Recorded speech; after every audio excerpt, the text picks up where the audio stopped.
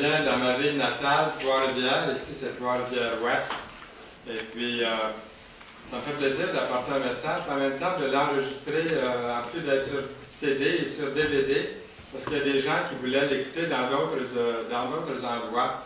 Alors, je vous remercie de votre permission d'enregistrer cette émission aujourd'hui pour en faire profiter un plus grand nombre un peu partout. Si vous avez vos Bibles, je vous inviterai à l'ouvrir dans l'Évangile de Luc, le chapitre 1. Et le message de ce matin est intitulé « Quelques opinions célèbres sur Jésus ». Dans Luc, chapitre 1, les versets 32 à 35. Nous allons voir d'autres versets aussi un peu plus tard durant le message. Donc, vous avez ici la référence, et je vais lire le verset qui dit « Il sera grand ». Il est question de Jésus-Christ. « Il sera grand et sera appelé Fils du Très-Haut, et le Seigneur Dieu lui donnera le trône de David son père. Il régnera sur la maison de Jacob éternellement, et son règne n'aura point de fin. » Marie dit à l'ange, « Comment cela se fera-t-il, puisque je ne connais point d'homme? » L'ange lui répondit, « Le Saint-Esprit viendra sur toi, et la puissance du Très-Haut te couvrira de son ombre.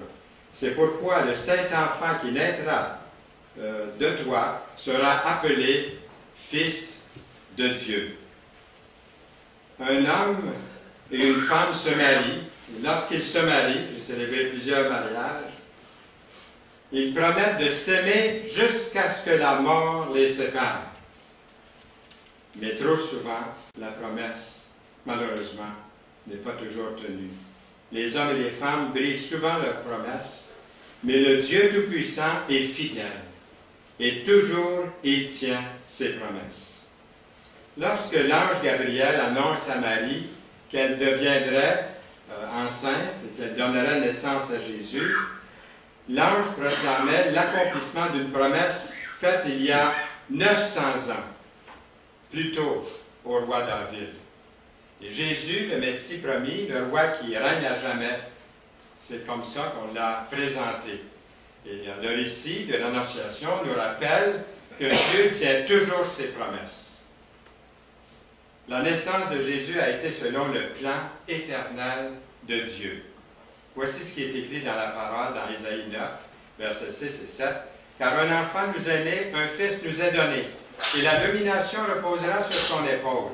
On l'appellera admirable, conseiller, Dieu puissant, Père éternel, Prince de la paix, donné à l'empire de l'accroissement, et une paix sans fin au trône de David et à son royaume. L'affermir et le soutenir par le droit et par la justice, dès maintenant et à toujours.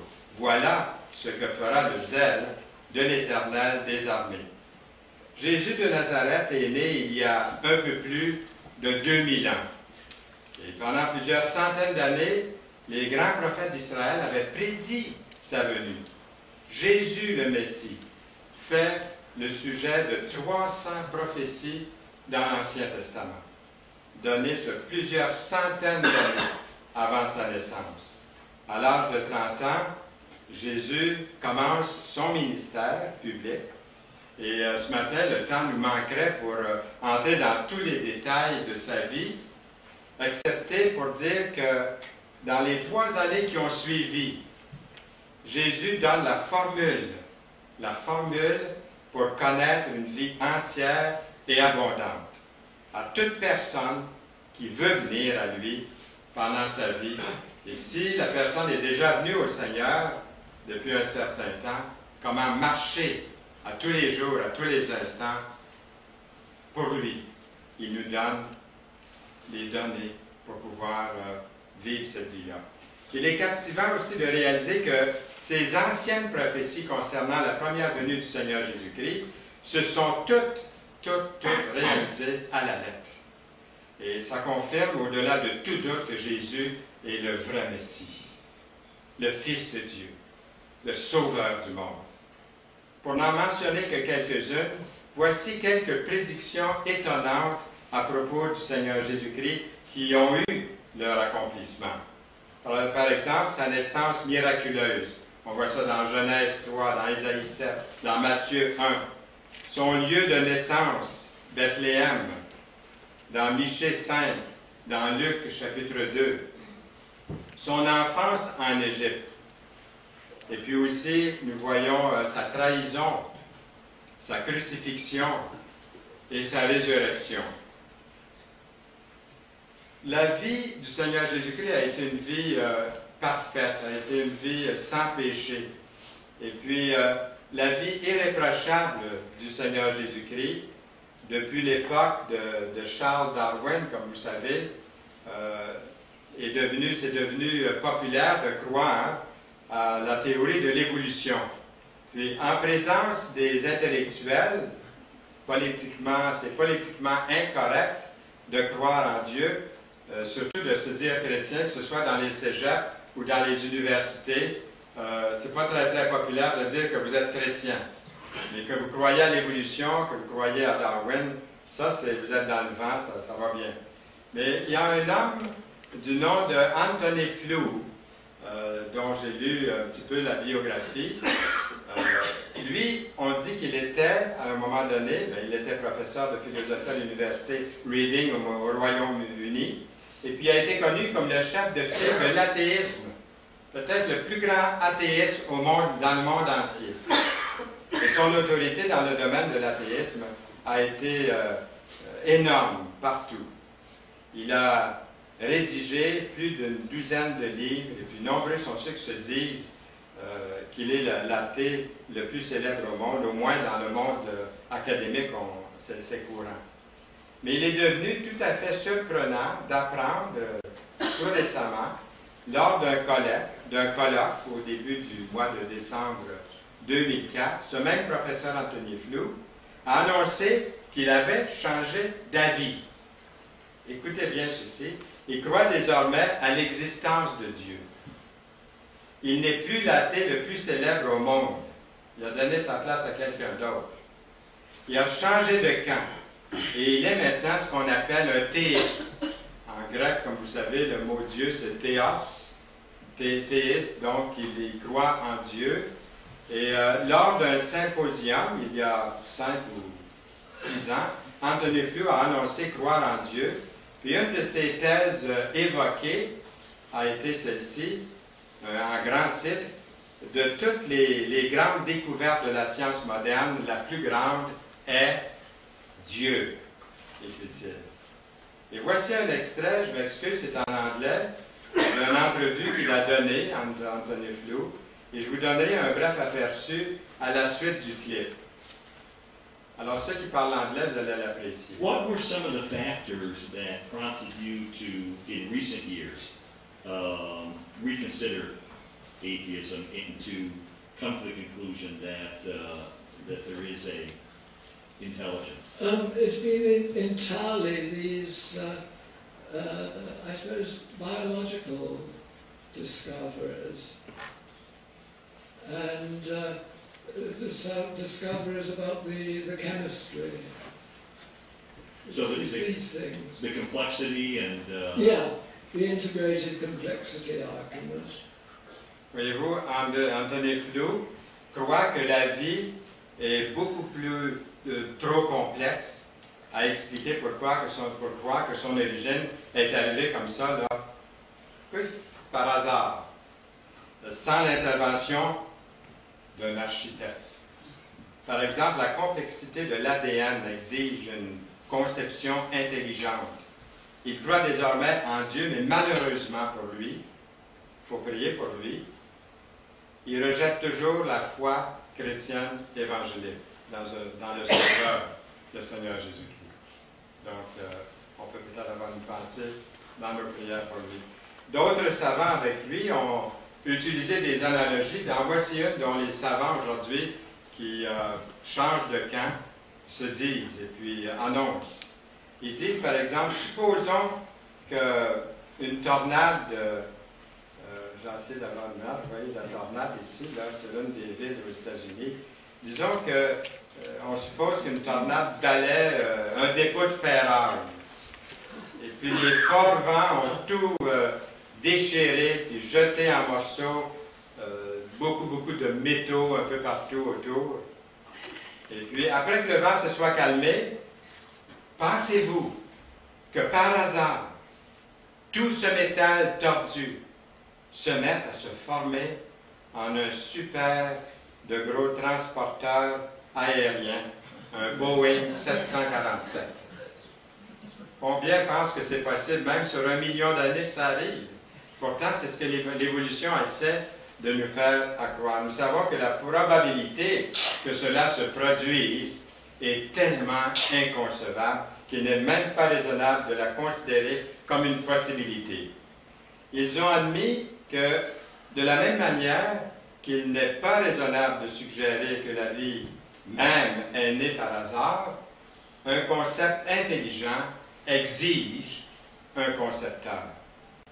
Une fois qu'une personne accepte, disons une fois qu'une personne accepte l'existence de Dieu, quelle est la question la plus normale, courante qui peut venir suite à ça?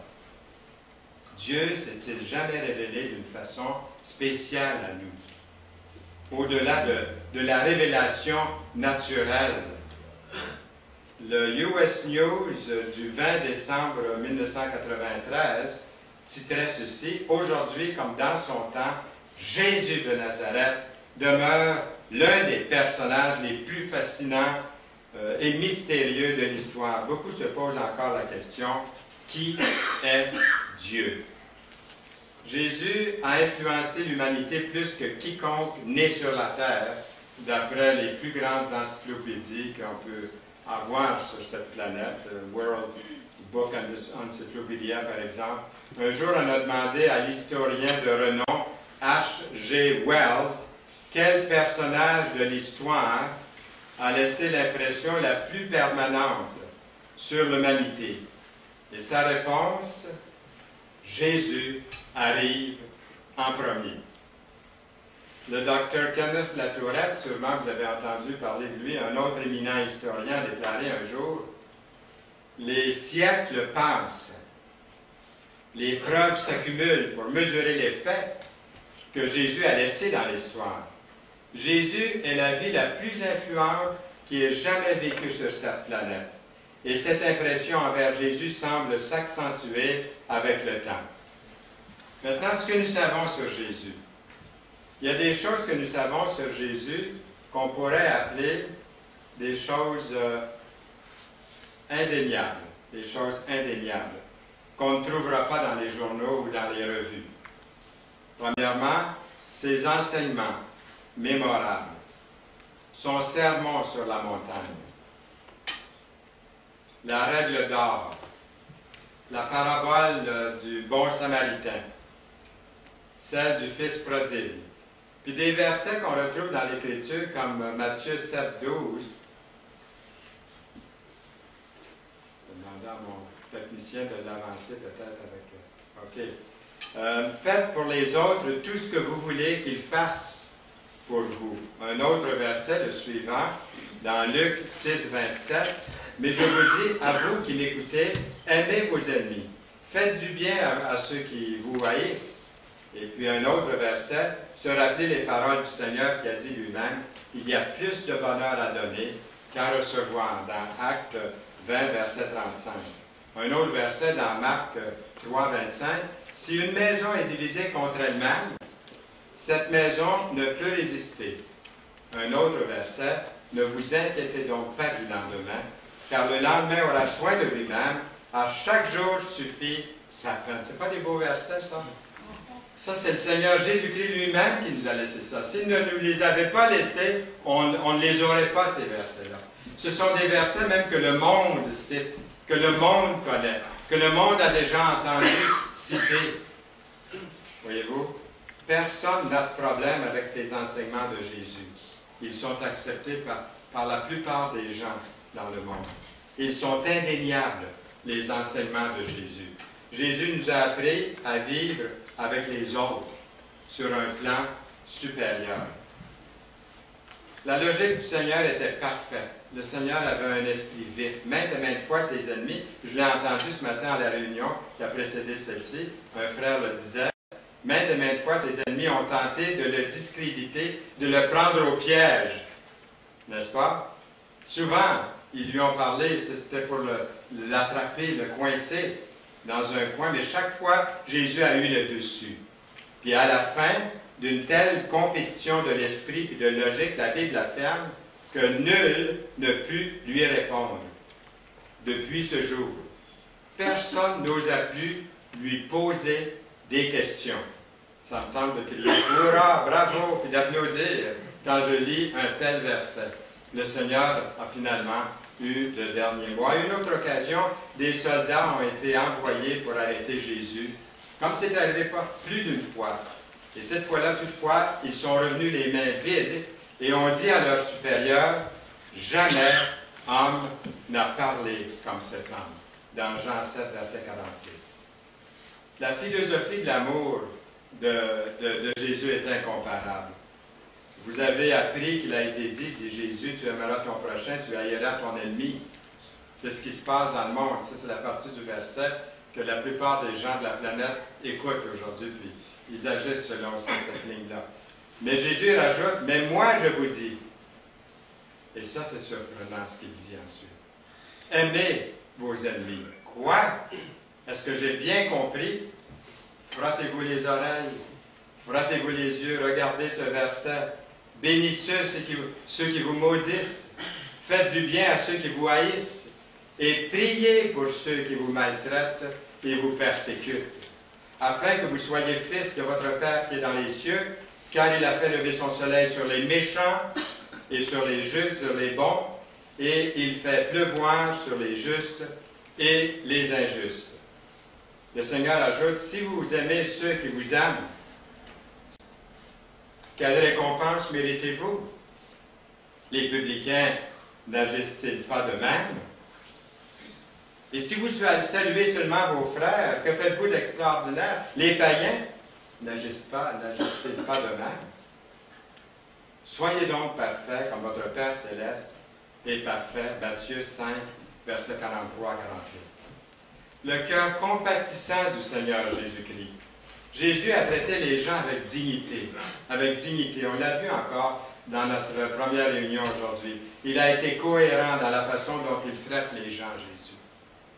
Jésus ne faisait exception de personne. Et il s'est dépensé pour les marginaliser, les défavoriser. Exemple, la femme surprise en adultère dans Jean chapitre 8. Le criminel sur la croix à ses côtés. L'aveugle Bartimée dans Marc chapitre 10. Zachée, le publicain dans Luc chapitre 10. Il n'a pas eu peur non plus de toucher les malades, de toucher les lépreux.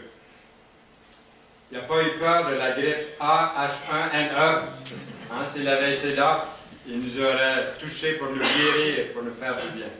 Et son caractère est absolument admirable, le caractère de Jésus. Dans toutes ses actions, Jésus a été irréprochable, sans défaut, sans tache, sans reproche, sans péché.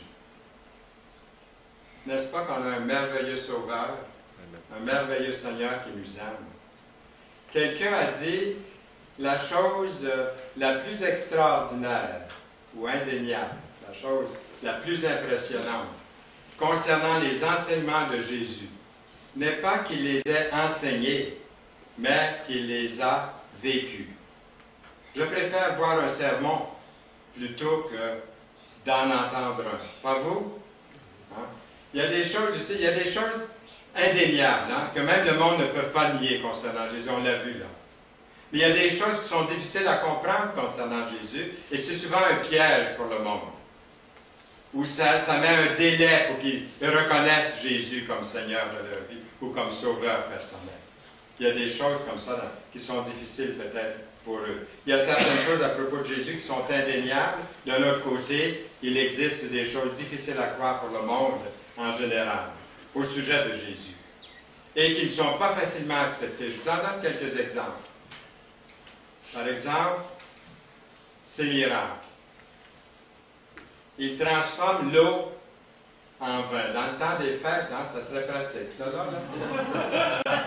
Et puis, dans la parole, on voit que c'était du bon vin, du vrai vin, parce que souvent on est mis en garde de ne pas s'enivrer. Ceux qui disent que c'était du jus de vigne, je pense qu'ils font un peu fausse route, parce que Noé, il ne s'est pas saoulé, ils n'ont pas saoulé avec du vin, du jus de raisin. Il devait être fermenté un peu, hein? Ça devait être du vin. Et puis, on peut continuer comme ça. Et puis, le Seigneur aussi a marché sur les eaux. Quand est-ce que vous avez vu quelqu'un traverser le fleuve Saint-Laurent à pied, hein? Sur l'eau? Il l'a fait, lui, Jésus. C'est ça qui était étonnant. Des choses difficiles, à moins de le voir, difficiles à croire pour le monde aujourd'hui. Il rend la vue à plusieurs personnes, à un aveugle en particulier dans Jean 9. Il rend la vie même à un mort depuis 4 jours. Si ça faisait 5 minutes, on dirait une mort clinique, mais 4 jours, il n'y a plus de doute, il était mort. Puis même, il sentait déjà. Déliez-le, le Seigneur dit. Voyez-vous? Il nourrit 5 hommes avec le lunch d'un petit garçon, dans Jean 6, des versets 1 à 14. Et 17 fois, dans le 4e évangile, le 4e évangile se réfère à ces miracles comme des signes que le Seigneur nous a laissés. Autrement dit, les miracles sont destinés à signifier quelque chose au sujet de son identité au Seigneur Jésus-Christ. Ils sont des signaux indiquant ce qu'il est réellement. C'est comme si Jésus disait, « Vous pouvez croire avec confiance en moi. Je suis le Fils de Dieu, je suis Dieu fait homme, qui vit parmi vous. Je suis le Sauveur du monde. » Et ces affirmations, le concernant, nous avons aussi des versets tels que « Je suis le chemin, la vérité et la vie. Nul ne vient au Père que par moi. » Encore un autre verset dans Jean 14, 9. « Il y a si longtemps que je suis avec vous, et tu ne m'as pas connu, Philippe. » Ça, c'est un beau verset. Quelqu'un un jour m'a dit, est-ce que quelqu'un du ciel est venu pour nous dire ce que ça avait l'air, Dieu, ce que ça avait l'air, le ciel? Citez-leur ce verset-là. Il y a si longtemps que je suis avec vous, et tu ne m'as pas connu, Philippe. C'était lui, Jésus, le Fils de Dieu, Dieu fait homme. Celui qui m'a vu, dit Jésus, a vu le Père, a vu Dieu. Comment dis-tu, montre-nous le Père? Est-ce que ce n'est pas un verset convaincant, ça? Un merveilleux verset. Il y a cet autre verset qui dit, dans Jean 8, verset 24, « C'est pourquoi je vous ai dit que vous mourrez dans vos péchés, car si vous ne croyez pas ce que je suis, vous mourrez dans vos péchés. » Puis encore dans Jean 11, le verset 25 et 26, Jésus lui dit, « Je suis la résurrection et la vie. Celui qui croit en moi vivra, même s'il meurt. Et quiconque vit et croit en moi ne mourra jamais. » Crois-tu cela? Quand j'ai accepté Jésus comme mon sauveur personnel, je prenais tellement ce verset littéralement, je pensais que j'allais jamais mourir. Quand quelques instants plus tard, j'ai compris que je vais mourir, j'en voyais dans ma famille qui mourait. Je vais mourir, mais si vous connaissez le Seigneur, la promesse est faite que vous n'aurez même pas connaissance de souvenir de votre mort, vous vous réveillez dans une vie absolument merveilleuse, dans sa présence pour toujours. Alors, je vous demande ce matin, je vous pose une question. Quelle est votre opinion concernant Jésus? Est-il une légende? Premièrement, rares sont les personnes qui croient que Jésus est une légende. Que Jésus de Nazareth n'était qu'une légende. Il existe trop d'évidences historiques. L'Encyclopédie Britannica, par exemple, ne met pas du tout en question l'existence de Jésus. Elle a consacré 20 000 mots à Jésus. Des centaines de personnes rationnelles de toute la terre et de religions différentes ont eu l'occasion d'enquêter sur les évidences concernant Jésus, et tous sont d'accord pour dire que Jésus est la plus grande personnalité que le monde ait jamais connue. Ils affirment que Jésus est la plus grande influence pour le bien que le monde ait jamais connue. Les écrits les plus anciens de la part de croyants comme d'incroyants existent en grand nombre. Vous avez ici Arnold Toynbee, que vous voyez à l'écran, un éminent historien, le plus éminent historien de notre époque, a donné plus d'espace à Jésus de Nazareth qu'à toute autre personnalité combinée parmi les 6 plus grandes personnalités qui ont vécu sur la terre, y compris Mahomet, Bouddha, César, Napoléon, et puis je pourrais continuer encore longtemps. Il y aura toujours beaucoup de personnes qui ne voudront pas croire que Jésus a existé, comme il y a des gens aujourd'hui qui ne croient pas que l'Holocauste a existé. Il y a même des gens encore aujourd'hui qui croient que la terre est plate. De croire que Jésus est seulement qu'une légende n'est certainement pas une option raisonnable. On a dit que si quelqu'un pouvait savoir ce qui va se produire dans 5 minutes, avec exactitude, là, qui vous disent ce qui va arriver dans 5 minutes avec exactitude, là, il n'y aurait pas besoin plus que de 2 semaines pour gouverner le monde entier, tellement qu'il deviendrait populaire, et puis dans le temps de le dire, s'il pouvait faire un exploit semblable. La Bible prédit miraculeusement des centaines d'événements, des détails très, très, très précis qui sont enregistrés dans la Bible. Dans bien des cas, les prophéties bibliques, elles, sont précédées, ont précédé même leur accomplissement des centaines, puis quelquefois des milliers d'années d'avance. Certaines prophéties concernant des villes, des pays, et je vous en mentionne quelques-unes, la ville de Tyr, la ville de Jéricho, la ville de Samarie, Jérusalem, la Palestine, Moab et Babylone, et d'autres prophéties concernant non seulement des villes ou des lieux spécifiques, mais aussi des individus. Et la plupart des incroyants sur la terre croient que Jésus est plus qu'une légende, mais ils ne veulent pas accepter que Jésus est Dieu. C'est ça le problème. Et le seul chemin du salut pour l'humanité. Quelle est votre opinion concernant Jésus? Est-ce que Jésus est un menteur? Jésus s'est proclamé Dieu. Ou il a dit la vérité, ou il nous a tous menti. Et que ceux qui l'ont accusé de blasphémer auraient eu raison de vouloir le tuer. Il y a des gens qui ne sont pas prêts à dire que Jésus a délibérément menti, mais ils disent, il pensait vraiment qu'il était Dieu. C'est ça qu'ils se disent. Ils disent, il s'est trompé lui-même, pense-t-il. La conclusion logique de cette croyance, c'est de croire que Jésus s'est leurré lui-même, même s'ils le font menteur ou bizarre ou excentrique.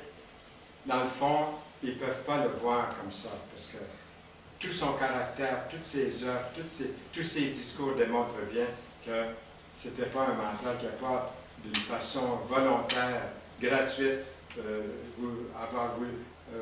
qui aurait voulu nous mentir. Il refuse de reconnaître Jésus comme menteur, peut-être, mais le pire de tout, c'est qu'il refuse de le reconnaître comme Seigneur, comme Sauveur de leur vie. Il croit que Jésus est mort tragiquement, comme un être déçu, peut-être, leurré, se croyant Dieu. Et quelques-uns de ces savants incroyants disent que Jésus a réalisé à la fin qu'il n'était pas Dieu lorsqu'il a crié sur la croix, « Mon Dieu, pourquoi m'as-tu abandonné? » Ce matin, il y a eu tellement de belle participation ici à Trois-Rivières-Ouest dans l'Assemblée que même si j'avais voulu me lever pour apporter quelque chose, je n'avais pas le temps de tourner la page de ma Bible qu'il y avait quelqu'un debout en train de partager, puis ça, c'est tout à votre honneur. Mais ce que je voulais lire ce matin, c'était dans Jérémie, on nous parle du potier puis de l'argile, vous vous souvenez de ces passages. Puis je pensais, Jésus est un vase brisé pour vous et moi. Il a été brisé pour vous et moi. Mais il a été reconstitué parfaitement par la résurrection. Il a repris vie. On lit dans le même texte de Jérémie que les vases brisés servaient tous, que les morceaux de vitre pouvaient servir à d'autres choses. On reconstruisait le vase. Mais le Seigneur qui a été brisé pour vous et moi a été complètement reconstitué parfaitement par la résurrection. Il y a des Juifs sincères du temps de Jésus qui l'ont pris pour un démoniaque ou un fou. Mais d'autres ont réalisé que la personnalité de Jésus est loin d'être celle d'un mental. Nous lisons, il y eut de nouveau, à cause de ces paroles, division parmi les Juifs. Plusieurs d'entre eux disaient, il a un démon. Il est fou. Pourquoi l'écoutez-vous? D'autres disaient, ce ne sont pas des paroles d'un démoniaque. Un démon peut-il ouvrir les yeux d'un aveugle? Dans Jean 10, 19 à 21. Quelle est votre opinion concernant Jésus? Est-ce que Jésus était lunatique? Les Juifs lui répondirent, ce n'est point pour une bonne œuvre que nous te lapidons, mais pour un blasphème, parce que toi qui es un homme, tu te fais Dieu. Dans Jean 10, verset 33. Et ceci est la position officielle du judaïsme orthodoxe jusqu'à nos jours, jusqu'à aujourd'hui. Quelle est votre opinion concernant Jésus? Est-ce que Jésus est pour vous un grand leader? Si Jésus ne s'était pas affirmé comme il l'a fait, plusieurs l'auraient accepté comme un grand leader, c'est certain. Et c'est la position que la majorité des non-croyants prennent aujourd'hui dans le monde. Le Seigneur Jésus, le Jésus de l'Église primitive, est le même Jésus historique pour tous les temps. Les libéraux du 19e siècle croyaient que les évangiles avaient été écrits beaucoup plus tard et qu'on pouvait parler à la fois d'un Jésus historique et d'un Jésus non historique, un Jésus pour la foi chrétienne. Le vrai Jésus historique ne s'est pas gêné pour affirmer qu'il était le Messie promis, qu'il était le Fils de Dieu et que lui et le Père n'étaient qu'un. Dans les Béatitudes, vous avez ce verset devant vous depuis tantôt qui dit ceci, « Heureux les pauvres en esprit », Jésus n'a pas seulement dit ça, « Heureux les pauvres en esprit car le royaume des cieux est à eux ». Heureux les affligés, car ils seront consolés. Heureux les débonnaires, car ils hériteront la terre. Il n'a pas dit seulement ça. Il a aussi dit, heureux serez-vous lorsqu'on vous outragera, qu'on vous persécutera, et qu'on dira faussement de vous toutes sortes de mal à cause de moi. Dans Matthieu 5, verset 11. Jésus était plus qu'un grand homme bon. Jésus va jusqu'à offrir une récompense dans le ciel pour ceux qui seront persécutés.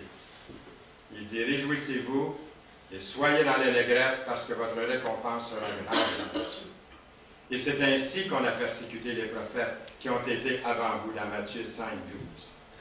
Quel grand homme ou leader pourrait légitimement faire une telle promesse à une autre personne? Jésus, après avoir cité la règle d'or, dit, tout ce que vous voulez que les hommes fassent pour vous, faites-le de même pour eux, car c'est la loi et les prophètes. Dans Matthieu 7, 12. Jésus déclare qu'un grand nombre de personnes sont sur la voie de destruction. Le Seigneur dit, entrez par la porte étroite, car large est la porte, spacieux est le chemin qui mène à la perdition. Et il y en a quelques-uns, un peu, malheureusement, un par-ci, par-là. Qu'est-ce que c'est que votre Bible dit? Elle dit la même chose que ma Bible. Le Seigneur dit, il y en a beaucoup qui entrent par ce chemin large, spacieux qui mène à la perdition. Et plus tard, Jésus dit, ceux qui me disent Seigneur, Seigneur n'entreront pas tous dans le royaume des cieux, mais celui-là seul qui fait la volonté de mon Père qui est dans les cieux. Plusieurs me diront ce jour-là, Seigneur, Seigneur, n'avons-nous pas prophétisé par ton nom? N'avons-nous pas chassé des démons par ton nom? N'avons-nous pas fait beaucoup de miracles par ton nom? Alors je leur dirai ouvertement, je ne vous ai jamais connu. Retirez-vous de moi, vous qui commettez l'iniquité, dans Matthieu 7, 21. Parmi les grands leaders, parmi les grands leaders oseraient faire de telles affirmations? Celui qui parlerait comme Jésus a parlé devrait se présenter comme étant beaucoup plus qu'un simple homme, rempli de bonté. Jésus ne s'est pas présenté comme un Dalai Lama quand il est venu sur la terre. Les Juifs du temps de Jésus, eux, ont bien saisi ce que Jésus voulait dire.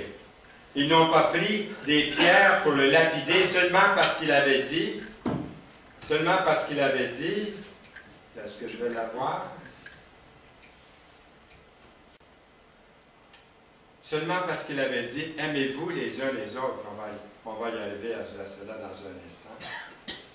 Jésus s'est donné le titre de Je suis.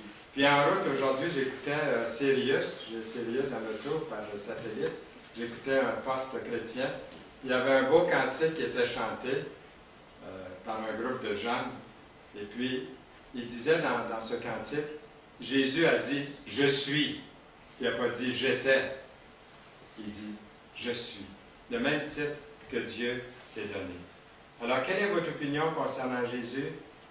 Il est le Seigneur des Seigneurs. Jésus-Christ a dit la vérité lorsqu'il s'est montré comme étant Dieu. Il est Seigneur. Et les faits historiques concernent sa vie. Puis il démontre ce qu'il est, par ce qu'il a fait et ce qu'il a dit. Nous lisons dans Romains 5:8, Dieu prouve son amour envers nous, en ce que lorsque nous étions encore des pécheurs, et là vous avez les 5 mots les plus importants de toute la Bible. Christ est mort pour nous. Jésus est venu sur terre pour prendre notre punition, la vôtre, la mienne, que méritaient nos fautes. Il a pris notre place à la croix. Il a été notre substitut. Il est important de donner suite à l'amour de Dieu. Et j'aimerais vous demander, votre relation avec Dieu, est-ce qu'elle est inimitié ou paix? Votre but dans la vie, est-ce que c'est la foi ou l'incrédulité? Votre attitude en ce qui concerne la mort, est-ce que c'est le désespoir ou l'espérance d'un lieu de délice? Savez-vous ce que sera votre destinée éternelle? D'après Jean 3,16 que nous avons cité, car Dieu a tant aimé le monde qu'il a donné son Fils unique, afin que quiconque croit en lui ne périsse pas, mais qu'il ait la vie éternelle. Je n'avais jamais réalisé combien de fois j'ai cité ce verset-là dans les 62 ans de ma vie chrétienne, dans les prédications. Jusqu'au jour, dernièrement, j'étais à Saint-Jean-de-Terrebonne, et puis en route, un de mes amis, qui avait 5 ans quand je l'ai connu, aujourd'hui il est marié, il a des enfants, puis il y a un enfant de marié qui a des enfants, vous voyez, ça me met à peu près autour de 100 ans, voilà. Et puis en route, il dit à son épouse Solange, j'ai dit, Solange, j'ai dit, on s'en va écouter Fernand Saint-Louis prêcher. Puis il dit, je vais le chronométrer pour voir à quel moment il va citer Jean 3,16. Puis je n'ai pas cité Jean 3,16 ce dimanche-là devant le message. Mais vous pourrez dire que je l'ai cité encore ici aujourd'hui. J'ai réalisé combien ce verset-là est important. Et celui qui a cité ce verset-là ce matin dans Jean 3,16, durant la première réunion, m'a encore une fois démontré la grandeur, l'amour de Dieu pour chacun de nous. Et finalement, nous avons la troisième grande division ici, la glorieuse résurrection du Seigneur Jésus-Christ. Le Seigneur Jésus-Christ est vivant. Le Seigneur Jésus-Christ n'est plus sur la croix. La vie chrétienne, mes chers frères et sœurs et amis, n'est pas le chrétien qui essaie d'imiter Jésus. C'est Jésus, la vie chrétienne. C'est Jésus.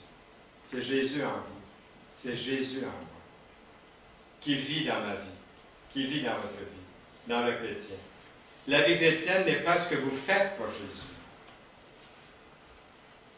La vie chrétienne, c'est ce que le Seigneur Jésus fait en vous. C'est ça la vie chrétienne. C'est ce qu'il fait pour vous et par vous. La vie sous la direction du Seigneur Jésus-Christ devient une vie équilibrée selon le fruit de l'Esprit que nous trouvons dans le chapitre 5 de Galates. Plusieurs personnes refusent toujours de reconnaître Jésus comme leur Sauveur et Seigneur dans leur vie. Et à ce point-ci, il ne reste plus qu'une seule décision qu'on puisse prendre. Vous avez le choix d'accepter ou de rejeter le Sauveur Jésus-Christ comme Seigneur de votre vie. S'il est déjà votre Seigneur, pourquoi ne pas réaliser dès ce matin qu'il est important de commencer à marcher pour lui, ou de reprendre à marcher pour lui si on s'est arrêté le long de la route, comme le voyage du pèlerin que vous connaissez. Hein, il sortait des fois du chemin étroit. C'est là que les problèmes commençaient. À quel moment je sors du chemin étroit en tant que chrétien, en tant qu'enfant de Dieu? Je dois revenir sur ce chemin.